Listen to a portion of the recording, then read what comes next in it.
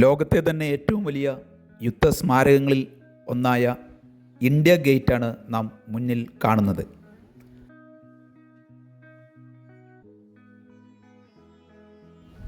ഒന്നാം ലോകമഹായുദ്ധത്തിലും അഫ്ഗാൻ യുദ്ധത്തിലും മരിച്ച British Indian ആർമിയിലെ സൈനികരുടെ ഓർമ്മ നിലനിർത്തുന്നതിന് വേണ്ടി 1931 നിർമ്മിക്കപ്പെട്ടതാണ് ഈ സ്മാരകം.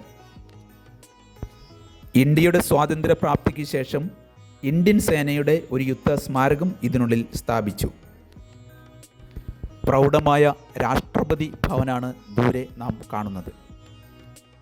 ഇന്ത്യ ഗേറ്റിലേക്ക് എത്തുന്ന സന്ദർശകർക്ക് ഹൈവേ ക്രോസ് ചെയ്യാതെ ഒരു തുരങ്ക പാതയിലൂടെ പ്രവേശിക്കാവുന്നതാണ്. ഇന്ത്യ ഗേറ്റിൽ നടന്നിട്ടുള്ള റിപ്പബ്ലിക് ദിന പരേഡുകളുടെയും സ്വാതന്ത്ര്യദിന പരേഡുകളുടെയും ചിത്രങ്ങൾ ഈ തുരങ്കപാതയിൽ സന്ദർശകർക്കായി സജ്ജീകരിച്ചിട്ടുണ്ട്.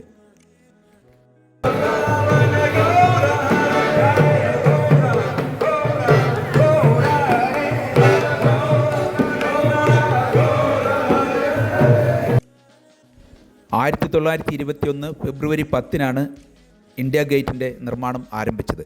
10 വർഷത്തിന് ശേഷം 1931 ഇത് തുറന്ന് പ്രവർത്തിച്ചു.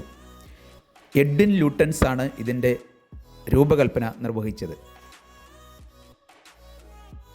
ഡൽഹിയിലെ പ്രധാന പാതയായ രാജ്പഥിൽ സ്ഥിതി ചെയ്യുന്ന ഇന്ത്യ ഗേറ്റിൻ്റെ ആദ്യ നാമം അഖിലേന്ത്യാ യുദ്ധസ്മാരകം അഥവാ ഓൾ ഇന്ത്യ വാർ മെമ്മോറിയൽ എന്നായിരുന്നു. യുദ്ധത്തിൽ മരിച്ച സൈനികരുടെ പേരുകൾ ഇതിൻ്റെ ചുമരിൽ കൊത്തിവെച്ചിട്ടുണ്ട്. ഇന്ത്യ ഗേറ്റിൻ്റെ മൊത്തം ഉയരം 42 മീറ്ററാണ്. വൈകുന്നേരങ്ങളിൽ വൈദ്യുത വെളിച്ചം കൊണ്ട് അലങ്കരിച്ച് ഇന്ത്യ ഗേറ്റ് അതിമനോഹരമാക്കും.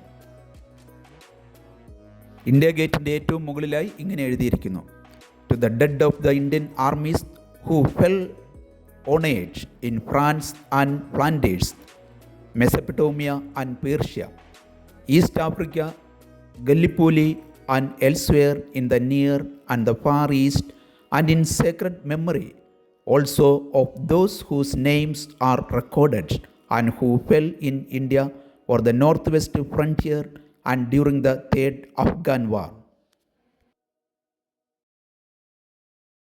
ഇന്ത്യ ഗേറ്റിൻ്റെ ആർച്ചിൻ്റെ താഴെയായി കത്തിച്ചു വച്ചിരിക്കുന്ന ദീപമാണ് അമർ ജവാൻ ജ്യോതി. ഒരു സൈനിക യുദ്ധത്തോക്കും സൈനികൻ്റെ തൊപ്പിയും ഇതിനോടൊപ്പം പണിതിരിക്കുന്നു.